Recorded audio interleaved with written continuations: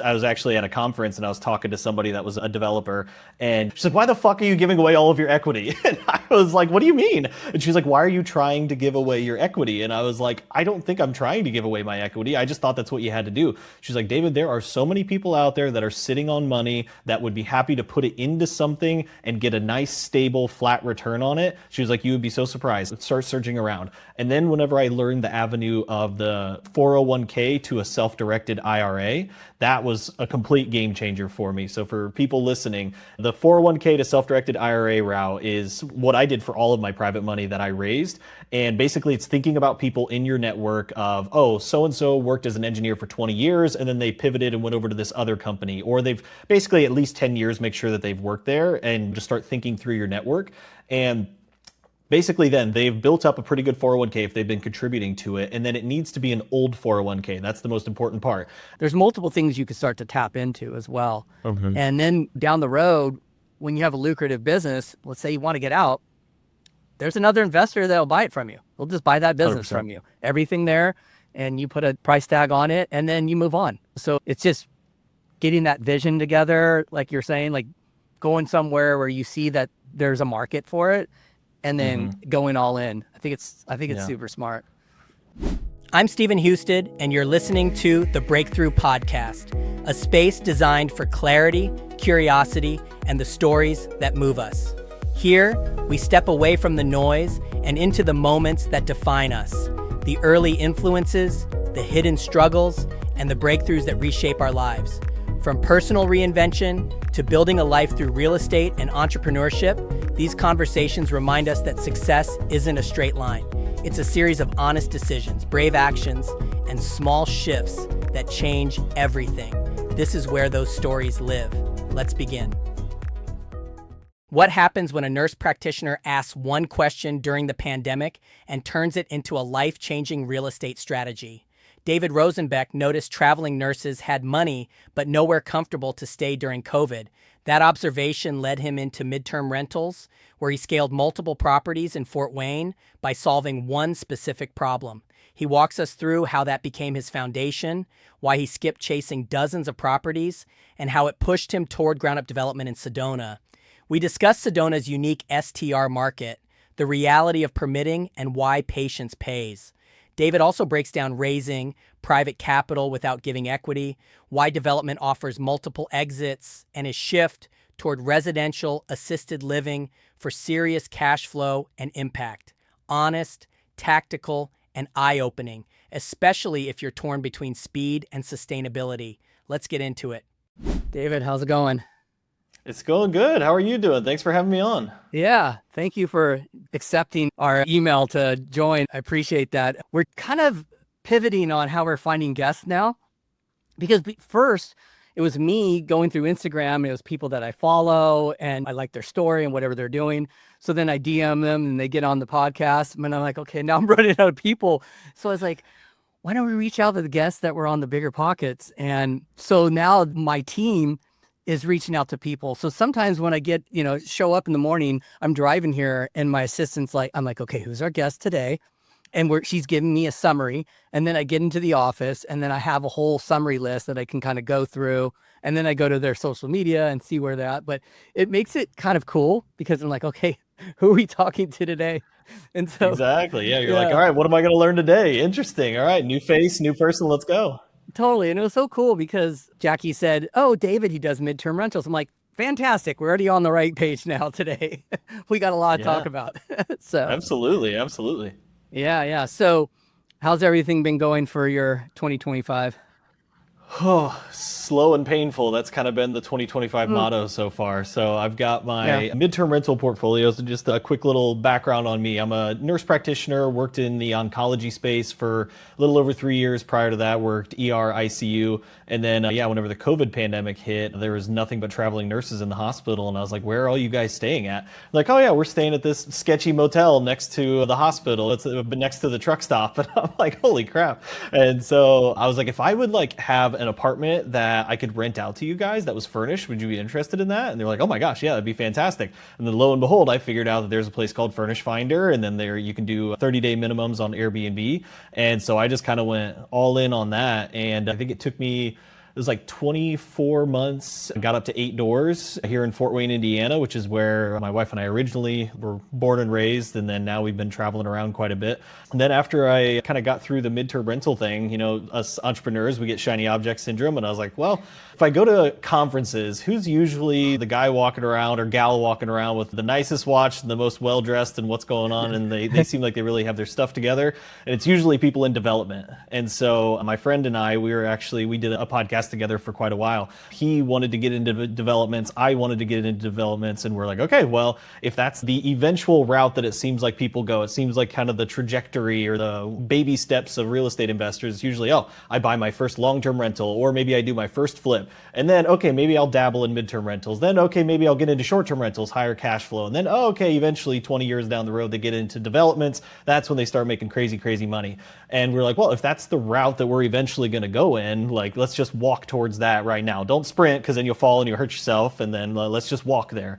And so he started a ground up development down in Gatlinburg, Tennessee. He built a double A-frame out there. His name's Yonatan Waxman. Go look him up. He's building an awesome place. Well, actually, it's already built down there. It's phenomenal. He's doing really well with it. I think he told me he had like a $20,000 a month down there in Gatlinburg, which is doing pretty good with how much competition they have.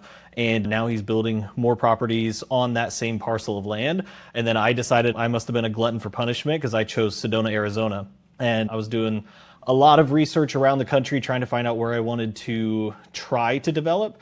And Arizona I liked, for one, because they have a grandfather clause to where, for short-term rentals specifically, I think this came in like 2018, 2019, something like that, to where, and so it was pre-COVID, and essentially stating that no HOA or state law or city law can infringe on you running a short-term rental if you had it licensed and up and running up until that point. So my thought process, as just like some extra protection for short-term rentals, let's go to a state where it seems like they're protecting their people instead of states where, like, that, you know, California or something like that, to where they could just come in with any sort of law that they wanted to, and all of a sudden your business could go belly up overnight. But I didn't take into account how long it would take to deal with small city government in Sedona, Arizona. So we've owned the lot for, I think, 14 months now, and we have still yet to submit for building permits because we're just going back and forth with the city on the plans. We want to make sure that they're really teed up, ready to go, to try and avoid the amount of redlining as much as possible. But man, dealing with the city, dealing with draftsmen, dealing with engineers, it's a whole different animal.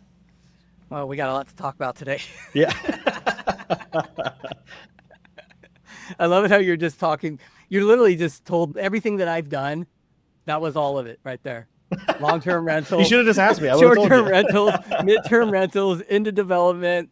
That was my exact timeline. You just, as I was cracking up. Why do you think that is? Do you think that because I know a lot of investors too, that I had a gentleman on who was also on the Bigger Pockets, does the same process when he's really good at what he does. And he's like, I don't need to go chase other things. He's like, this is working just fine and I'm being successful at it. There's no reason to pivot. Like, why do you think that you go from a long-term to a short-term to a midterm to development? Do you think it's more money, or is it you're just intrigued and you want to do something creative and something bigger? I think it's mostly because they're afraid to take bigger swings and they've seen other people take that route. So then they just decide that they're going to go that route. And also, I think a huge part of it is that entrepreneurs are especially younger entrepreneurs in the social media age and instant gratification, they want something now. And I have a lot of friends that they're like, oh, you've been waiting 2 years between me. We actually moved out to Sedona. We were looking at lots. Like, this has been over a 2-year process and we haven't even submitted for building permits yet. And so it'll probably be 3+ years before I even see this project being done. And so a lot of people, they say, oh, well, in that 3-year time frame, I could have probably purchased 4 short-term rentals in that time frame if I really put my nose to the grindstone, raised some money, did XYZ, whatever, and then I could be moving even more quickly. But in my opinion, it's a lot more stress. It's a lot more moving. People, I think, mistake a lot of movement for progress, even if they're not really moving super far ahead. They're just maybe running in circles. And for me, the thought process was, if I could just build one behemoth and it takes me a long time and I just have to basically chip away 1% per day, making sure I'm following up with my draftsman, make sure I'm following up with my civil engineer, and then eventually getting into the city, then I have to manage my contractor, etc. But this thing will be a purpose-built made for Sedona, short-term rental, instead of trying to buy a house in Sedona, adding on a bunch of bedrooms. The layout's still a little bit choppy and a little bit weird because like Sedona, you can make really, really good money out there. But there's a lot of properties that are in like that 4, maybe 5 bedroom range, and they are kind of like chopped up, and it was somebody's retirement home that eventually had to go to the market because they didn't want it anymore. They weren't using it anymore. Kids sold it. And for me, the idea of just being able to slowly chip away at something and then have it exactly the way I want it to be. This was probably a little bit of like a trauma response to my properties in Fort Wayne, because all of them are like 90 to 100 years old. And there's CapEx that pops up, things that you don't expect. They're drafty. You know, it was -4 yesterday here in Fort Wayne with the wind chills. So it's like you're always worrying about stuff. And I'm like, man, if I could just have something brand spanking new, and I'm a younger guy, so I want something that I'm like willing to hold on to for 10, 15, 20 years. A 100-year-old house, I don't know if I really want to hold on to it for 10, 15, 20 years. And so I think if people had a little bit more patience, then they can have a huge payoff, because a lot of people, they'll dip into these smaller short-term rentals in like a different market that can maybe move a little bit more quickly. But okay, they're making $5,000 a month in cash flow, $6,000, something like that off of these properties. And maybe they don't have a ton of equity in the properties. So then they're hanging on to them, don't really have much of an opportunity to pivot otherwise. But with this, I mean, if we're digging into numbers, my hopeful plan here with the Sedona property, bought the land for $240, which was a year ago. My realtor's telling me it's already gone up in value. I could probably sell the same lot for $300.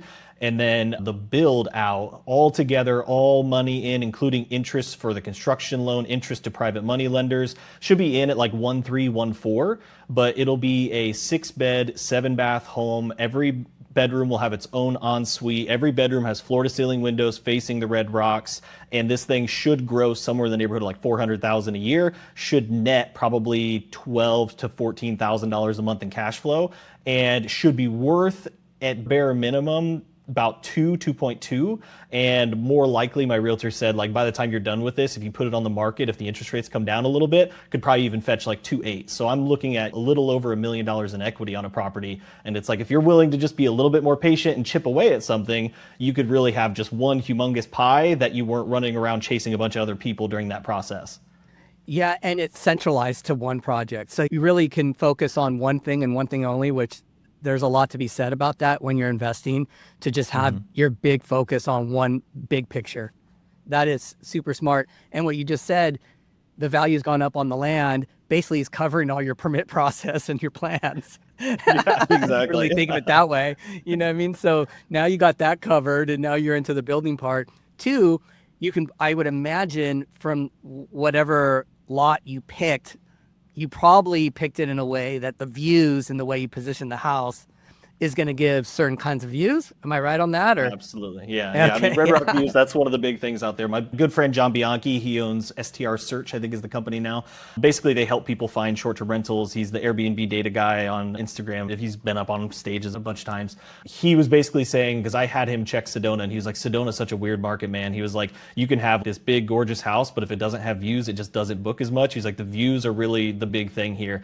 And Absolutely. It's like, square footage isn't really as necessary because people are spending all their time outside. That's why they're in Sedona. The weather's gorgeous year round, so they're going to be outside. So he's like, don't worry too much about the house, worry more about finding a lot that has really good views. Thunder Mountain is one of the main mountains in Sedona, Arizona, and we've got like full-on Thunder Mountain views sitting right in front of our face whenever you're standing on the lot. And it should be, we'll have a rooftop patio. We're hoping that we'll probably put a barrel sauna up there with a little, fish eyeball facing towards it. And I mean, it'll be an epic place. I think it'll probably be a top 15 property in Sedona once it's all said and done. I just went to Sedona last March. It was amazing. It was my first time. And we stayed at an Airbnb. It was just in like a little track home, but it had a really good view from the living room. And I literally just left right from the house and ran the trails. It was just amazing. Went up to that really cool church. Yeah, chapel. Yeah, so that place is amazing. And it's got a great food scene. It's got a cool art scene. And what was really special about Sedona, on top of the beauty, was you can be there and take off for the day and go to Flagstaff, or you can go to Jerome for the day. Like, you could just pop around to these little towns and get completely different vibes. We really liked it. We were there 5 days, I think. which was perfect. Yeah, But my yeah, wife and I, we spent 14 months in Sedona while we were thinking we were going to be spending that time overseeing the build. And then instead, we just enjoyed the time that we were there. So we spent 14 months there and we're already missing it. We're back here in Fort Wayne now for a little while, but we're like, man, that Sedona sunshine, the vibes there. It's a very, very cool place. yeah, that's cool. So walk me through. So you found the lot and you pulled the trigger, you bought it. And then when you went into planning, walk me through how you chose your architect. So actually my builder, so I found my builder first. There was another guy that I knew, actually we recorded him on our podcast and I got a hold of him. I was like, hey, you're a builder, you're in the Phoenix area. Do you know of any good builders or are you willing to go up to Sedona? And he said, I'm way too busy and I can't make the trip up to Sedona. We've got too many projects in the pipeline, but I can give you a handful of people that I'd recommend. And so I think I got 5, maybe even 7 contractors now. I can't remember off the top of my head, but maybe he gave me 7 and I actually talked to 5, like interviewed 5 of them, and then ended up choosing my current builder that I have right now. And he's been fantastic throughout this process because every once in a while I'll call him and I'll just be like, hey, are you still okay? Like everything's still good on your end? Because I'm like thinking that this whole thing blows up if he decides that he doesn't want to do this project anymore once I finally get building permits for it. But once I talked to him, I said, hey, who do you like? Do you know of anybody in the Sedona market? Because the city is so finicky and touchy about like maintaining the vibe of Sedona, making sure that the houses conform to this style that they want to have there. There's very strict height restrictions, the color of your house, how reflective the glass is on your house, like all sorts of different things that just a general run-of-the-mill architect would not know about or know that they need to put in there. And he said, I've got a guy, he actually just did a project for another guy in Fort Wayne. I think his project was like 7 bedrooms and like 5,500 square feet, so even bigger than mine. And he got it all the way to the finish line and got him to permitting. So I was like, okay, that's my guy. And so that's been my architect thus far. And then we needed civil engineering and structural engineering. And I asked my realtor if he knew of any good people because he lives out there in Sedona. And he said, yep, I've got one guy who's fast and he's a little bit more expensive, but he doesn't have as much experience in Sedona. Then I've got another guy who's slow and expensive, but he is the lead engineer consultant for the entire city of Sedona whenever the city does projects. And I'm like, I'll take the slow guy. I'll take him. If it's more expensive, but he knows exactly what we need to do, I'll go that route. And he has certainly been slow, but every Friday he has a meeting with the city just for his own company and his own projects and the city's projects. And so he knows everybody by name there. And so if he needs to get a hold of so-and-so and we're in the middle of a meeting, he'll just pick up the phone and call them on their cell phone. And if you went with somebody that, wasn't very familiar with the city, then I think they'd look at everything with much more scrutiny than if, somebody that they know, because Sedona is a weird market. There's only 8,000 permanent residents that live in Sedona. And so those people make up the people who are on the city council board, the people that work within the city government. And there's over 3 million or 2.4 million people per year that visit Sedona. And so you've got millions of people coming through. There's only 8,000 people that run all of it, and they get $1 billion worth of revenue from tourism that comes through the city. So they got a lot of money, and there's a small amount of people. And those small people, they basically try to bite the hand that feeds them because they all hate short-term rentals, but short-term rentals are paying all the bills for the city. So they try to make need sure them there. that Right? Exactly right. Yeah. I mean, there's a few hotels, right? But yeah, there's not a ton, right? Yeah, there's Unless a handful of hotels, outside. but it's mostly short-term rentals. Yeah. And so they know that they need it. And we have some friends who have a co-hosting company out there, and I think they're up to like 80 properties now, Sedona Premier. They're phenomenal. They said that they've gone to some of these meetings where they're talking about potentially like putting a cap on short-term rentals or how to throttle down the growth that Sedona's been seeing since COVID. And basically after the meeting, they would talk to some people kind of informally off to the side, and they're like, nothing's ever going to happen. Like, we can't shut off the faucet of all this money coming in. Basically, they're doing it to appease all the people that are mad that there's short-term rentals in their neighborhood, but they're like, we can't shut the faucet off. Like, that'd be a bad business move. That's crazy. We have a cabin out in the Smokies, and it's one of those markets where it's pretty protected. They've been having these cabins out there, and people have been vacationing out there, and they're not going to touch it. Like, it's very pro. Oh, yeah. And that's a big thing when doing these short-term rentals. You really have to pick a market that has longevity. That's a big part of it. Yeah, the idea of somebody like being a cowboy and going into their own market and deciding they're going to do short-term rentals. We had some friends up in Michigan that they kind of found their niche of small lakes and then buying old cabins on small lakes, turning them into short-term rentals. And then they made a pretty good portfolio, were making really good cash flow. And then all of a sudden, Michigan just went wild because I think they were potentially going to introduce a bill somewhat similar to Arizona's to where things would be grandfathered in. So then once all these small city governments, HOAs, et cetera, caught wind of that, then everybody panicked and the pendulum swung the other way to they're like, hey, we need to make sure we put some rules in place here before, everybody, or before everything gets changed, we can't do anything about it. And like, I think 3 of their properties got shut down overnight, which was a huge chunk of their portfolio. And so going into markets where there's not a very established short-term rental activity there can be a good thing, but also can be a little bit of a scary thing. It's sometimes better to just go to a place where you know what the rules are going to be. Yeah, definitely. We have a midterm rental in Kansas City, and in the beginning, it was pretty pro short-term rentals. You just had to do a couple different things. And then all of a sudden they started changing the rules and everything and regulating the heck out of it. And we just had to pivot into midterm, which was totally fine. We're right next to a hospital, like walking distance. So we knew that would be okay, but not everybody has that opportunity, especially if you're in somewhere where you're in like the mountains. Or I have a client that bought in South Lake and it was a short-term rental, no issues. And then all of a sudden the community voted and they banned short-term rentals in this one section. So he had to sell that property and then he bought in another location just to be able to do a short-term, but he also has money. So he was able to pivot and hold it for a while and let it sit vacant. A lot of people don't have those kinds of luxuries. So you definitely have to pick your market correctly. Yeah, 100%. Your cabin down in Tennessee, you're not going to be able to midterm that thing for whatever you're renting it out of short term. So yeah, you got to make sure that you either have some exit plans or you're pretty solid that you're going to be able to short term it for the long term. Oh yeah, absolutely. How are you going about the financing part on the new development? Yeah, so I basically had very little of my own capital, and I was like, well, I bought Matt Fairclough's book, Raising Private Capital. Bigger Pockets produced it. Phenomenal book for anybody. That actually just texted it to one of my friends this morning because she said that she's got a project out in Colorado that she's looking to raise money on. And I didn't realize how many different avenues there were for raising private capital to put into deals. And I always thought that I was going to have to give away equity to bring in somebody with money.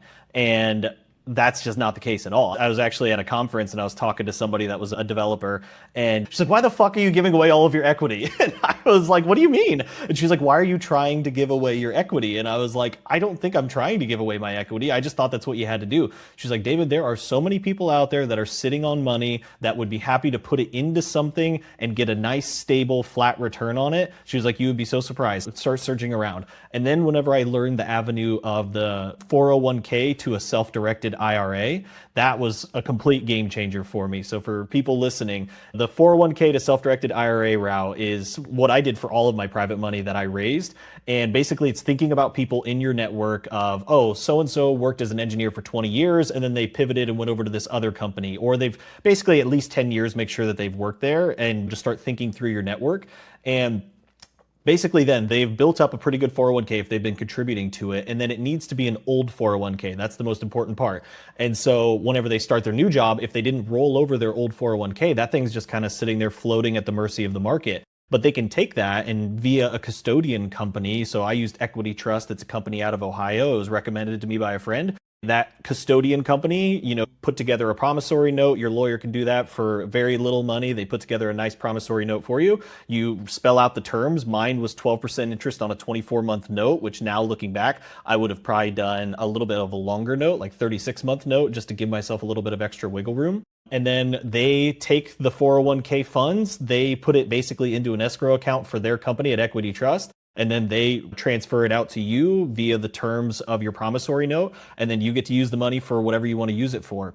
And one of the big things that whenever I was talking to one of my friends about private money lending that I never caught on was that I said, you never want to tie your, how did he say this? Basically like avoiding SEC issues. And so he said, never basically be promising a return against a certain project, because then you might be getting into securities and guarantees. So he said, basically take on that money to your business as a private loan that you can use for anything you need to use it for within your business. You just happen to be using it for this development project. And if you do it that way, there's no guarantees, there's no securities issues or anything like that. So that's the route that that I went and I ran it through my lawyer. Everything was peachy. Run it through your own lawyers. Don't trust some guy on a podcast. But that was the way that I went through it, and it worked out beautifully. So I used that to purchase the lot, and then I'm also using private capital to then float the construction loan whenever it comes through. And yeah, that's hopefully the game plan, but we'll see once I actually break ground and get things rolling. Beautiful. That was so great. And that's, it's funny. I started doing exactly that as well, like trying to figure out when I get these developments in my hands, that how do I utilize this deal? Because I can't take them all on. But there's a lot of people sitting, like you said, money on the sidelines. They want to get a return on it. And it's the perfect way to pull it off. So that's super smart on your end. Absolutely. I mean, I was talking to that friend this morning about it, and I figured it up. And so my promissory note, the reason I said I should have extended it a little bit longer, for one, I had no idea that it was going to take this long for me to do the development. I probably should have, but I'm always a glass half full, pie in the sky. I'll have this thing built in 18 months, no problem. Yeah, so my lawyer actually recommended this. He put a clause in the promissory note to where at the end of the promissory note, if the principal plus interest cannot be returned, then the person signing, the lender, agrees that the note will then shift into a higher interest rate until the remaining principal plus interest is returned. So then it pops into 15%. So that's expensive money, but it helps the other person on the other end. Because a lot of these people, if you're going to somebody that's a doctor, engineer, etc., they're probably not a super savvy investor. And so they may be thinking, because if you go to somebody that does this for a living, private money lending, they usually like 10%, 500 grand for like a 3-year note or something like that. And they don't think anything of it. But other people, they're thinking, okay, like 10%, I could get that statistically in the market if I just put it in there. Do I really want to go this route? It's a little more risky, et cetera, et cetera. But if you go just a little bit richer on the interest rate, and then you're giving it like a personal guarantee that, hey, I'm going to pay you this amount, this is how it's going to go. And then if you need to have the extra time, you can have that little bit of extra buffer on the back end, and then they make even more money on it. So just kind of sweetens the pot and lets them know like, hey, if shit hits the fan and I can't pay you back because this is taking longer than anticipated, it's actually better for you because you're making even more money off of it. Mm-hmm. Yeah, that's super smart. And this allows you, if something else pops up and you got some momentum going, right? Because there's something to be said. Yes, you brought up that a lot of people like instant gratification. You're spending 24, 36 months, whatever. Let's just call it that, right? Mm-hmm. But this is your first one. So you're going to put in, this is your learning curve, right? And then the second one, you're going to be a little bit faster. Your team's going to be a little bit tighter, right? You're going to know what went right, what went wrong, right? And then you'll go from there. And then that's when you start to get the scale because you've learned so much now. And there's something to be said about that. And it's such a skill. You're going to development college for 36 months right now.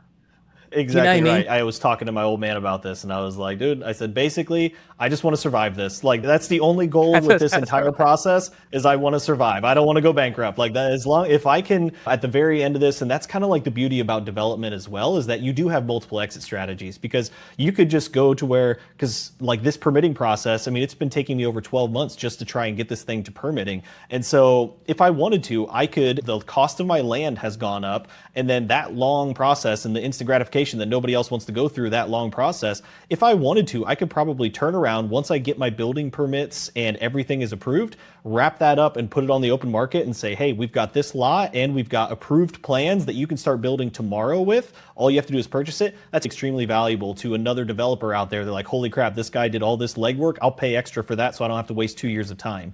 And then, so that's one exit strategy.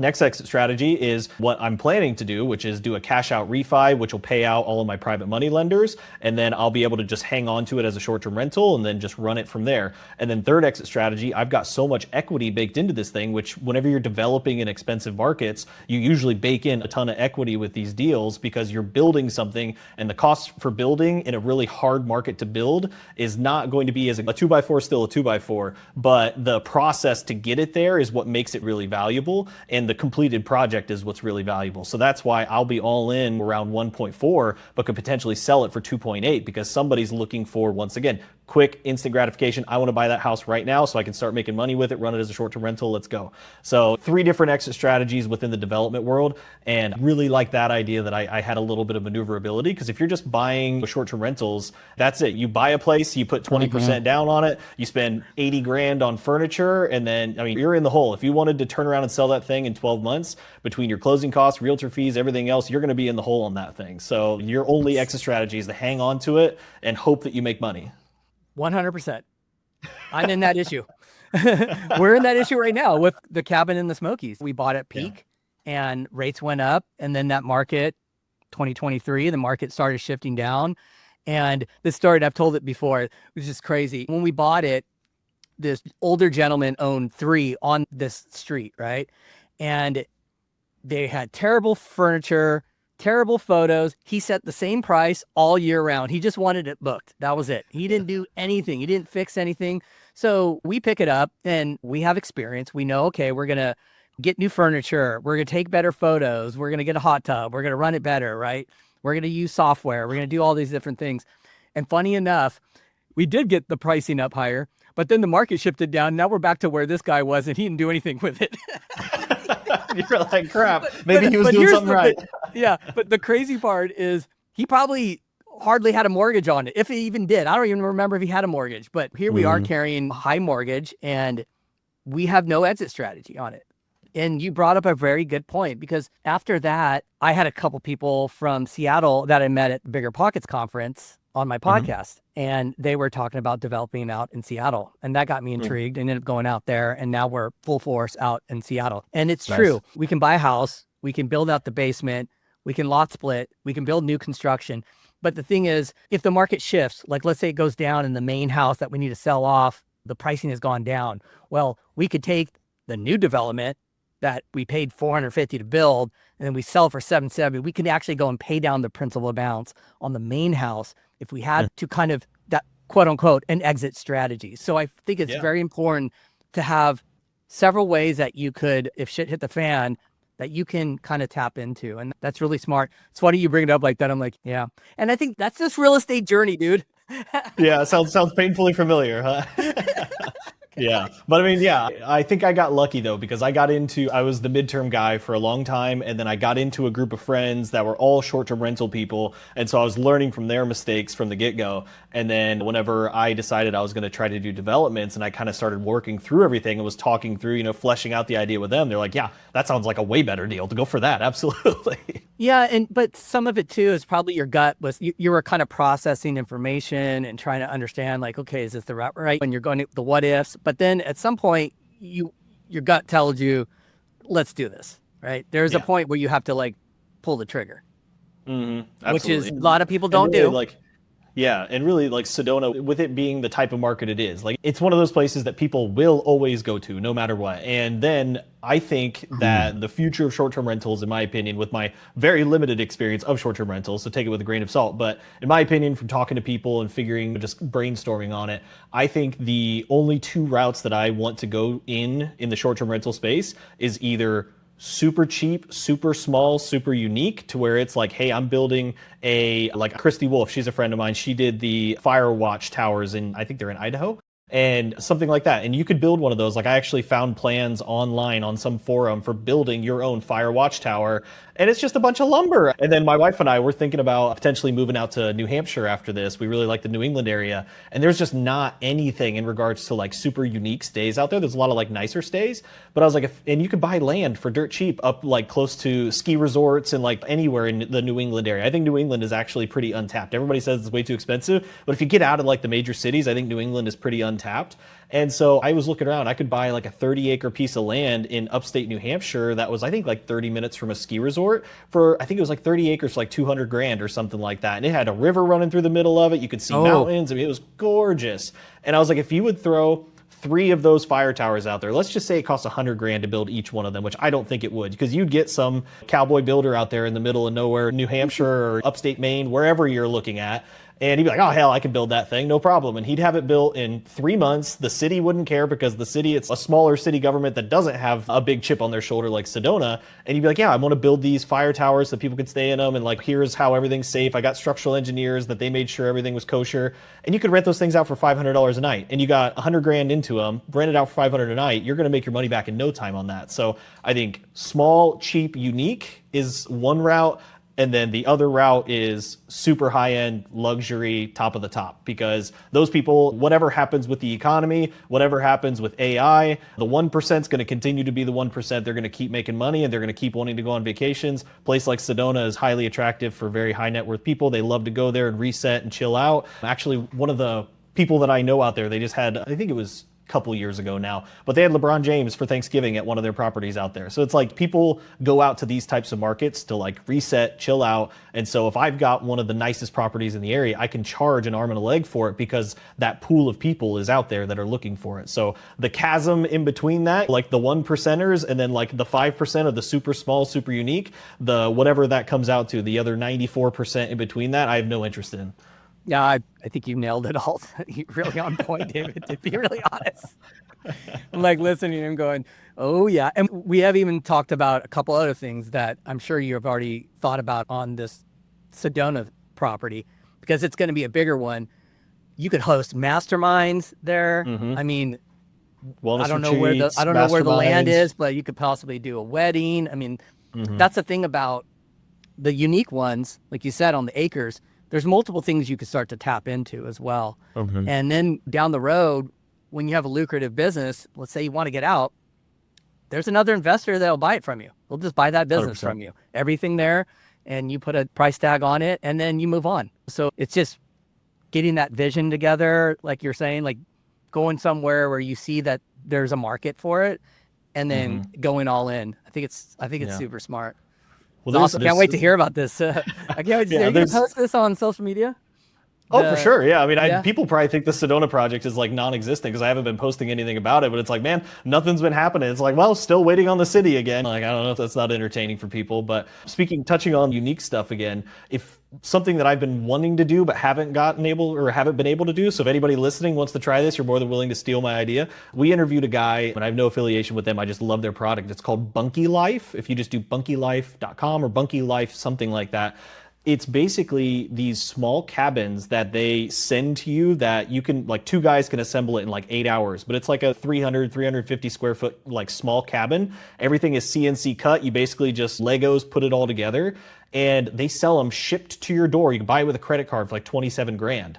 And so once again, same idea. If you would find like a cool piece of land that's a little bit tucked away, but still within like an hour and a half of any sort of major city, like Seattle or anywhere else, and you find a small chunk of land, you throw 3 of those little bunkies out there, you're all in for 75 grand plus the cost of whatever your dirt is. And then you put a little bit of infrastructure in there. But if people are living in a little tiny cabin, they might be used to roughing it a little bit. So you could have incinerating toilet in there, so you don't have to worry about having septic and plumbing. You can then have just a water tank in there that you refill. I know Christy does that for one of the Hobbit house. She just has somebody come in once a week. I think it's the local, what are they, like a concrete company or something that has a water truck, and she just has like a handshake deal that they come out there and once a week they fill up the water tanks because they have those big water tanker trucks. And so you can be relatively off the grid if you would just make that thing really good pictures, good furnishings, and make it just an interesting place to go to. You're all in at $27,000. If you're making a couple $100 a night on that thing and you maintain any sort of occupancy, you're making good money. And then once you have it paid off, there's no mortgage, there's no nothing, you're making great cash flow. Damn it, David, you're doing this shiny objects with me right now. Dude, I'm telling you, once you look them up, you're going to be like, I want one of those in my backyard. They're awesome. What state are they in? I think it's a Canadian company, technically, because Bunkies apparently must be a big thing up in Canada. But then they started, I think they have a sister company down in the States, so you don't have to worry about like shipping from Canada and like paying the extra for it. I think it's somewhere up north, maybe Idaho, or hell, it might even be Kentucky actually, because he was maybe located, I don't know, I can't remember, it was a while ago. But either way, Bunky Life, yeah, they deliver it straight to your door, man. And I told my wife, I was like, if we're living in an apartment right now, but I was like, eventually whenever we buy a place that's got a backyard and everything, I'm building one of those out back just for an office. I mean, for 25 grand to have an entirely enclosed space that you're built out and it's 300-400 square feet, you could turn it into a gym, you could turn it into a sauna at one of your properties or something like that if you wanted to. Like it's just an awesome little product that I haven't got to use yet. Yeah, that's great. That's so cool. I love it. Yeah. So what other properties, tell me what else you have going on. You have some midterms as well? Yeah, so midterms here in Fort Wayne, we're up to 8 doors, and now we've trimmed it down to 5 doors. We've got a arbitrage that we run, we've got a co-host property that we run, and then we've got a small, tiny little house. I call it my misfit houses. I really like those whenever it was going early days in the pandemic, because like in Fort Wayne, Indiana, you can buy a less than 1,000 square foot house, maybe a 1 bed, 1 bath, 2 bed, 1 bath. It's a house that nobody wants. No investor wants it because he can't cash flow enough, because you can't rent it for enough. No family wants to buy it because they're going to outgrow it in no time. So it kind of sits there and nobody wants it. And so they're usually extremely cheap, especially in Midwest markets like Fort Wayne. And so we picked up one of these, I think it was in 2021. So it was still early on, low interest rates, prices weren't going quite too crazy yet. We picked it up for 65 grand, and we put, I think, 10,000 into it with renovation costs. And then as soon as we put it on the market, our mortgage was like $483. We were renting it out for $2,000 a month to traveling nurses coming through. So we're cash flowing $1,000 a month on a $65,000 property.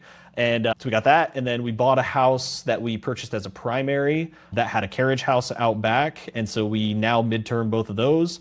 And then we have a townhome that we bought also as a primary. I call it puddle jumping our portfolio. So you have to have a very understanding wife or partner to be able to do this. But pretty much every year for the 3 years whenever we first started doing this, we moved primaries. And then we bought a primary with the goal of this is going to be an investment property at some point. You have to live in it for 12 months because that's the rules with the bank. You have to make sure that everything's kosher there. But after you live in it for 12 months, you can buy a new primary residence. You can turn the old one into a rental. You don't have to ask the bank's permission. And we put 5% down on each one of those. And actually the townhome that we bought, it was just outside of city limits. So technically it was in a USDA zone. And so we put 3% down with the developer because it was a brand new build, and it was like probably got 70% of the way done whenever we first looked at it. And I just called up the owner of the building company. I was like, hey, I see these townhomes over there. What's the story? He said, you want to look through them? I was like, yeah, sure. So went and walked through it with him.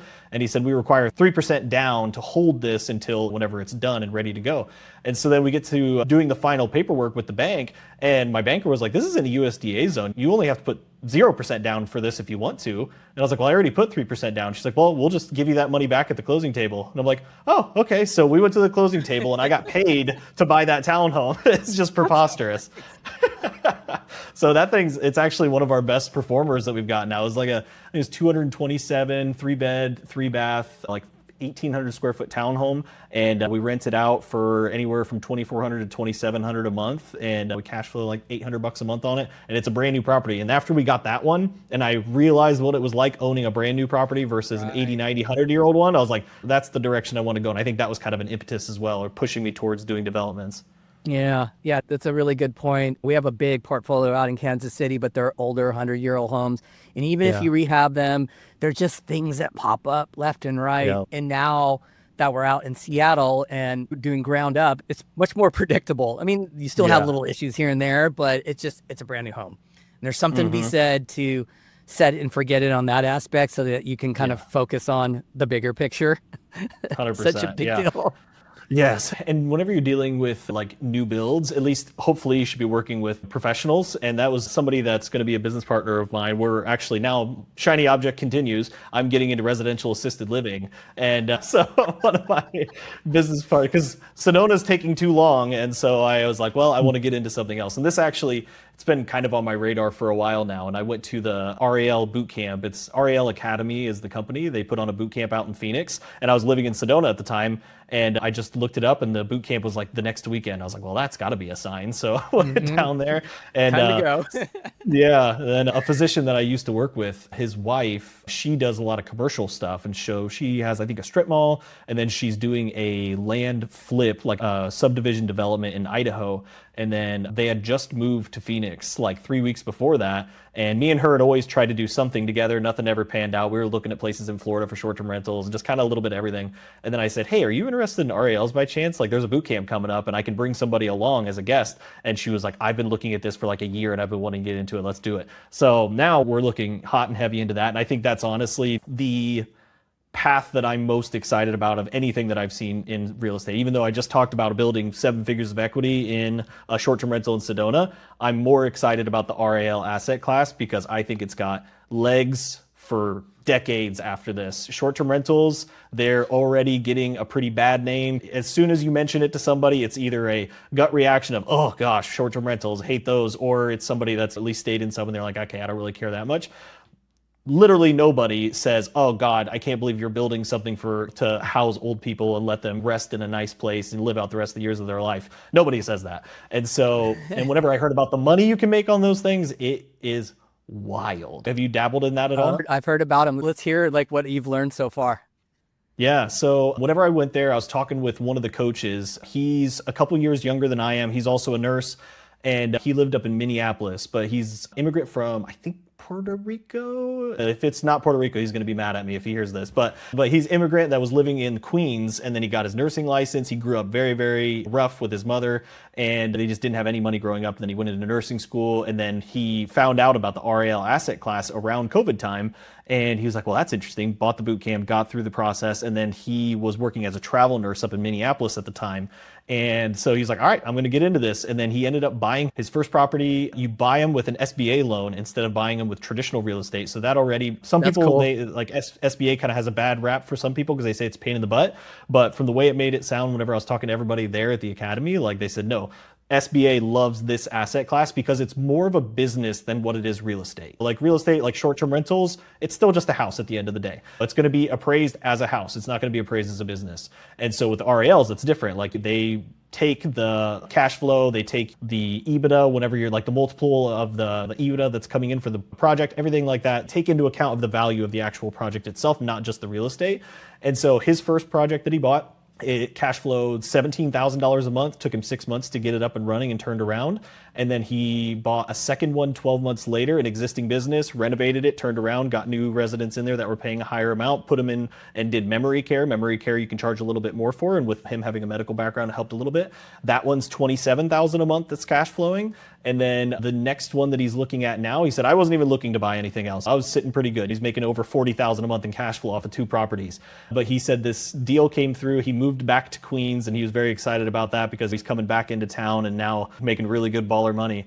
But there's this property that popped up in New Jersey and he was like, I underwrote it and I couldn't believe it. And I sent it to everybody that I knew and they all agreed with the underwriting. He said, if he turns this around, it's only a 19-bed facility in New Jersey, so it's not like it's anything crazy. He said that this thing, if he converts it over to memory care, should cash flow $60,000 a month for one facility, one transaction, one deal. It's like, holy smokes. People will put together a 1,000-house portfolio somewhere in the Midwest that may not cash flow that much. Exactly. Yeah. So walk me through, do you know the numbers on that? Like how much was the purchase price? And then what is it? What are the upfront costs to get the whole thing going? I'm sure you got licensing and there's probably some structuring of the property itself to get people in there correctly. But what is it? What does it look like? What are the costs associated?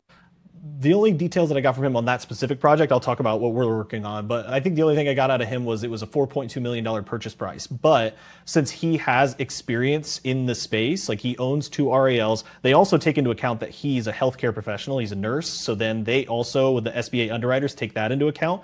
He said that he may be able to put as low as 5% down on this deal. So you go for any short-term rental investor, they have to put at least 20% down or maybe 25 if they're going for a DSCR. He can put down 5% with an SBA loan. And some people may say, oh, well, that's way too over leveraged. Yada, what happens if XYZ happens? He's got $60,000 a month in cash flow to fall back on. So that's a pretty good buffer. But a guy that's here in Indiana, actually, I got a hold of him because that's where we're looking to do RAL business is here in Fort Wayne because it's a market that I know where all like the pockets of the old money are. And it's basically like a healthcare community. Like there's 5 hospitals here in town. That's kind of like the main driver of the economy for Fort Wayne. And then me just being in the healthcare space, I know a bunch of people. I could poach a bunch of people from the hospitals that I used to work for to come work for me. And so it just made sense for us. But this guy, he bought or built his first one. So he did ground up development for both of his properties, which that perked my ears up right away anyways, because that's just the route that I want to go down. And his first project, he built it for 1.8. He has 16 residents in there. And he said and then his second project, he turned around, I think 12 months later, or maybe it was 24 months later. I think it was 2022 and then 2024. So he just finished up his other one last year. And that one, I think he said was like 2.1 or 2.2 altogether for building it. But with the SBA loan, you can bundle everything together, including your holding costs and reserves. So whenever you go through, so it's wild. Whenever I was at this boot camp, I was like, why in the hell am I doing anything other than this? Because it just seems like there's so many pros to this approach because they were saying you can buy the land, you can pay for the construction loan, and That guy that I was talking about that did his place in Minneapolis, they gave him $50,000 just as reserves to sit on the side so that it can help with his holding costs. And they factor in your holding costs for the total loan amount. And then it all just gets bundled into, like, I think usually SBA's 25-year loan. So a 25-year loan, not too far off from a conventional 30. And the interest rates aren't that much more crazy, like maybe 8%, 7%, something like that. And so you're not that far out of the normal residential range, and you're putting 5% down, 10% down on this thing, and they're still getting that kind of cash flow, even though they're very highly leveraged. But he was telling me that his properties in Indiana, he's, I think, like 2 or 3 hours away from me. He said that he averages $30,000 a month in cash flow off both of those properties. And it's just like, holy smokes. Like, And if SBA you tell those type, underwriting it too. You know what I mean? Like they're underwriting the business. So you're going to it like you kind of have two partners in a way. 100%. Yeah. No bank's going to really understand STRs. Like, you're trying to like beat them over the head and say, no, this is a good deal. I should be doing this. It's going to make money. But the bank doesn't really know how to underwrite that. But an SBA loan, like, they know they have to have a P&L. They have to have market research. They have to know what the comps are in the neighborhood of, or the area of what they're charging per month. You have to have basically a whole business plan put together. But once you submit that to them and they underwrite everything, they're like, yeah, this is going to make money. So then you feel even better about moving forward with the project because you got the blessing of the underwriters, like you said. Yeah, that's fantastic. Good. Best of luck on that. That sounds great. Go for it. And it's right in your wheelhouse too. You know what I mean? Yeah, that's so great. I know it ticked too many boxes, because whenever I told my wife about it, I was like, I think I want to get into RALs. She's like, what are you talking about? She's like, we're in the middle of a development that we haven't even started yet, and you're doing midterm rentals. But I was just like, no, this, because now I've even kicked around the idea of, like, with how much equity I have in the Sedona project, I think I may just hang on to it for 12 months, get out of the short-term capital gains range, and then just sell that puppy, plow 7 figures into 2 or 3 RALs, work on developments. If I get 3 of those things up and running, I'm done. I'm on a beach somewhere for forever after that. You don't need 1,000 properties. And there's something to be said about that, to be really honest. If you can have a very small, tight portfolio that spits out cash flow, the better you're going to be. The less headaches, easier for everything to do with your life. Because the bigger well, and with the RALs too, like, legally you have to have a manager. Like, that's part of like the state licensing and stuff like that. So you have to hire somebody that is the manager for that business. So as long as you know how to hire well and you get somebody in there that you like and trust that's going to do a good job, their job is to take care of the staffing. Their job is to take care of the advertising. Their job is to make sure that the intake for the new patient coming in goes well. That is their job that you're paying them for, and you're paying them well for it. They make 60 to 100,000 a year doing this. But that's all written in and that's baked into your underwriting, and you can decide how much cash flow you're going to get from that and if it's worth it or not. And then your only job then, only job, quote, air quotes, hopefully, is just managing that manager then afterwards. And so some of the people I was talking to, one of the coaches, his wife, she is a nurse as well. She's kind of in charge of like managing the manager. He does more, he was a flipper before they got into this realm. And so he does more of the next project. And then she kind of takes care of managing what they have. And I think they're at 3 RALs, and then they're going to pick up 2 more in the next like 6 months now. But she said now that with all the systems, processes, AI, tech, everything that is coming into this space now, because it is kind of like an emerging asset class, even though it's been around forever, but the idea of like these smaller boutique places, like under 20 beds instead of a 150 bed facility where there's 1 nurse for every 30 patients. And it's just, everybody has a story of somebody that's been in a nursing home that just got pitiful care. And so with these RALs, they're much smaller, they're more boutique, they're more tailored to the people that people are willing to pay more to make sure that their person is well taken care of, basically. And she said she spends maybe 5 hours a week managing their 3 RAL portfolio that they currently have. And those are in 3 different states. I think 2 of them are in Arkansas, 1 of them is in Tennessee, and then I think they're picking up 2 more in like a separate state somewhere else. So they're managing them remotely. They live in an RV, so you don't even have to be around for these things. They actually coach you and teach you how to be an absent investor, basically. What's the timeline from like identifying a property to going through the SBA process? Like, what's that timeline to getting it up and running? What do you think? Give or take. So if I were to buy an existing business, they said bare minimum 6 months before you get your first person in there, because you got to do renovations. But the nice thing about buying an existing business, they're probably already licensed with the state. They probably already have fire suppression, all the things that you need in there. They also teach how to like buy an existing home, do a renovation on it to turn it into an RAL. But then you've got to add in fire suppression. You got to get licensed with the state, all that other stuff. So buying an existing business, bare minimum 6 months, probably 12 months. If you're going to try to turn over a property, same kind of timeline. And then if I'm going to be developing something, I'm hoping it'll be less than 2 years, but I'm banking on probably about a 2-year timeline on if I'm going to build something out here. Okay. All right. That's So worth it. basically, got to just deal with patience, patience, right? That's the name of the game. You brought it up. You got two. You got a big development in Sedona, and you got this on your mind, and they both kind of require the same kind of output in a way. And patience is one of them. Yeah, And that's good. yeah, my wife and I, we keep trying to figure out like, what do we want our life to look like? That's something that I think a lot of entrepreneurs don't really sit down and like think about a lot.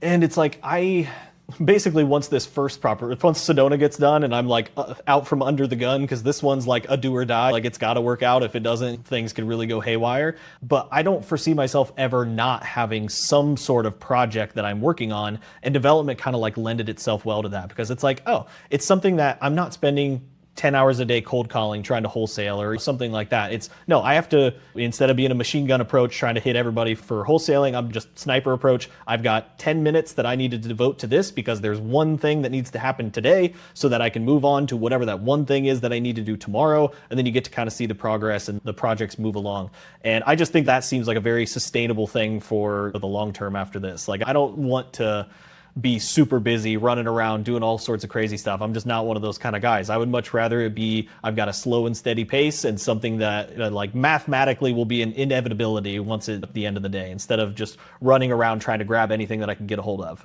Yeah, that's brilliant. What do you think the biggest skill is for somebody that wants to get into development? Patience for sure, but we already hit that. So patience, and then really something that I am finding out that I'm not very good at, and I think it's the Midwest guy in me, is I'm not very good at like getting on people's ass. And you need to be able to do that, because every single one of these contractors that you're bringing into the situation, whether it's your builder, your draftsman, your architect, your civil engineer, any of these people, you're one of probably 15 people that they're working with that day or that week on different projects. And so if you're not the squeaky wheel, you may not get the grease. You need to be able to like make sure that you're staying top of mind and getting on these people. And like the Midwest nice guy in me is like, oh, well, I don't want to step on any toes. Don't want to do this, don't want to do that. But now I'm getting to the point, and after talking to my buddy who developed his place down in Tennessee, he grew up in Cleveland, so he's kind of similar. He's like, dude, by the end of it, I was like, you need to get your ass over there right now. What are you doing? He was like, yeah, it'll come. Well, yeah, they're working in your business, essentially. Exactly. That's what he told me. He was like, you are paying them. Yeah, you are paying them to do a service. Make sure they're doing the service in the timeline that you want them to be doing it. So that's really been one of the big things, like making sure, having the wisdom to be patient whenever you're supposed to be patient, but then having the wisdom to push whenever you need to push. Yeah, absolutely. Fully agree with that. And I'm the same way. I'm pretty nice. And I always hire them for their skill, but I also hire them knowing that if I'm going to spend 6 months, a year talking to them, that I got to like them. And I just want to build that relationship. Like, I don't want to worry about the project. I want them to take care of that part. I want to take care of the bigger picture. And, but I've had times in the past where I gotten burned because I'm just, too nice. You're right. It's a big part of it. You got to get thick skin. I think you have to get burned a couple times too. Yes. Well, I mean, I had this moment of realization not too long ago to where it was, I basically waited 2 weeks for one email exchange between the draftsman and the civil engineer, because I was waiting. I sent a text message here, text message there, sent an email here, email there, never really was getting a response. Finally, I called both of them, got them on the phone call together, merged the calls together, and it was figured out. It was solved in 2 minutes. I was like, we burned up 2 weeks of nothing happening because I was on the back burner until I put myself on the front burner. Yes. Yeah, I've gone through that same thing. Matter of fact, I had that whole conversation with my architect out in Seattle on a project, and I did it on the trails in Sedona. Yeah, very nice. Full circle. Which was the funniest part. I'm like, I don't know if I want to be doing this right now on my vacation. And it was interesting. Things had just fallen to the wayside. And it was because I put all the trust in her, and she was kind of a little rough around the edges. I'm like, she's good at what she's doing. I'm going to leave her alone. That was a bad decision. And at the end of the day, it's my business. Yeah, you got to take the responsibility to stay on them and have the uncomfortable conversations here and there to kind of nudge people a little bit. Absolutely. Well, David, this has been a great conversation. I think our new strategy of going after people on different podcasts and bringing them on, and so I can show up in the morning going, okay, who do we got today? I think it's been working out really good, and I've been excited to take on new guests, and your story's been amazing. You gave me a little bit of shiny object syndrome. I'm going to have to taper that down by the time we get done. When we get off this, I have to go, all right, calm down. That's David's path. That's his. Leave it alone. Yeah, I'll follow up in a month from now. He'd be like, dude, I'm looking at these RNLs. They're crazy. Totally. That's Funny. so true. Well, I appreciate you jumping on today. Best of luck on all your projects. And then hopefully we can have you on again down the road and kind of see where you're at. For sure. Yeah. Thank you so much for having me on. I'll be happy to come back on, and hopefully I actually have some progress to talk about the next time I'm on. Definitely. All right, David. Have a great day. Talk to you soon. Thanks. Thank you for tuning into our show, where we hope you found inspiration and gained valuable insights. If you enjoyed this conversation and want to stay updated on our latest episodes, be sure to subscribe to our podcast and share it with others who might benefit from it. We appreciate your support and look forward to bringing you more candid conversations and breakthrough moments in the future. Until next time, take care and keep exploring new ideas and strategies.